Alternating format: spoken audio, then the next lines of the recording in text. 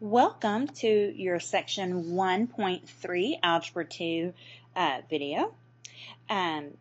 This is going to be video 1, and we're going to do a couple of examples on video 1, and then there will be a second video where we will finish up your examples. Make sure you have a printed copy in the outline of the notes, and make sure you fill it in as you go through your video. Remember, you can pause, you can rewind, you can do all those things, but you need to have a completed copy of the notes when you enter class next time. Okay, so let's go to our first example. We're going to be solving equations today. That's our whole goal, is to be able to solve equations. And these are going to be types of equations you've worked with before, and it's going to be more of a refresher. And we're also going to talk about checking your answers. So we have lots of good things to talk about that aren't going to be terribly new for you. So let's go ahead and get started. Okay, our first example, we're going to solve 4/5 x plus 8 equals 20. So the first thing we want to do whenever we start a problem is you want to make sure you write the original equation. It gets it there where it's all nice and documented, plus it helps you process what you will be solving.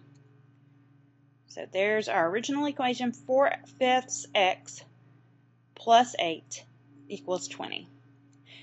Now, we want to isolate that x term, so what we're going to do is we're going to subtract 8 from both sides, and that gives us 4/5 x equals 12.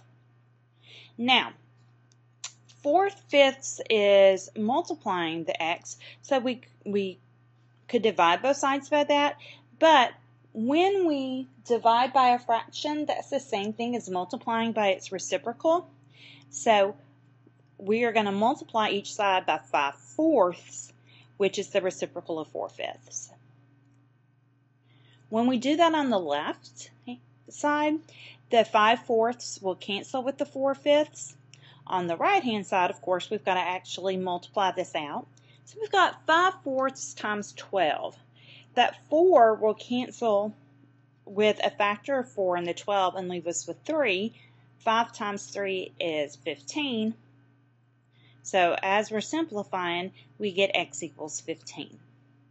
Now, we need to check just to make sure we didn't make a careless mistake somewhere along the way. So we're going to do that. We're going to take our solution of 15, and we're going to double check that it really does work by plugging it in for x.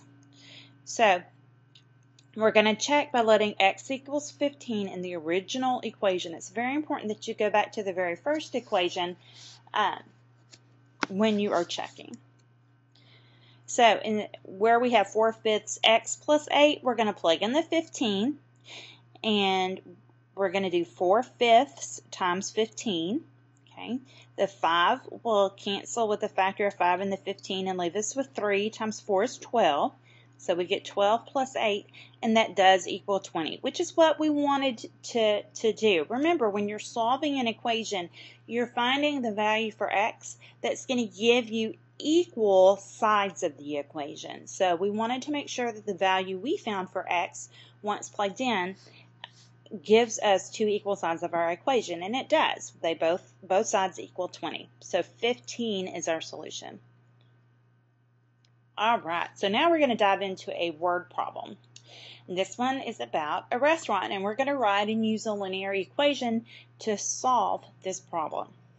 During one shift, a waiter earns wages of $30 and gets an additional 15% in tips on customers' food bills.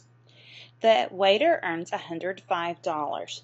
What is the total of the customer's food bills?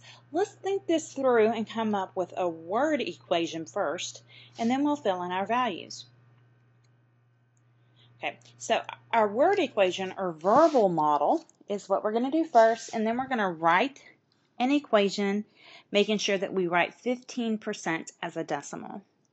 So the total income for the day, the dollars, is going to equal the wages, which is in dollars, plus the percent for tips times the food bills. So the number of dollars people actually spend on the food. So plugging in what we know, if you look up at the top, it says the waiter earns $105. So that's the waiter's total income for that day. So 105 equals the wages, the base amount that the waiter earns, so $30 plus, let's see, we're supposed to write the percent as a decimal. So since it's 15%, it's going to be 0.15. And then times the customer's food bills. Let's go ahead and use X for our variable to represent that. So our equation is 105 equals 30 plus 0.15 times X. Okay, so we want to isolate that X. So the first thing we're going to do is we're going to subtract 30 from both sides, and that's going to give us 75 equals 0.15 times X. Now, X is being multiplied by something. It's being multiplied by 0.15, so we want to undo that. And the way that we undo that is we divide both sides by 0.15. So 75 divided by 0.15 is 500. On the right-hand side, of course, the multiplying by 0.15 and dividing by 0.15 cancels out. And that means the total of the customer's food bills is $500. So that's how much the customer spent on food. All right. We are going to end this portion of the video now. And I ask that you join me again in just one more second to continue with examples 3, 4, and 5.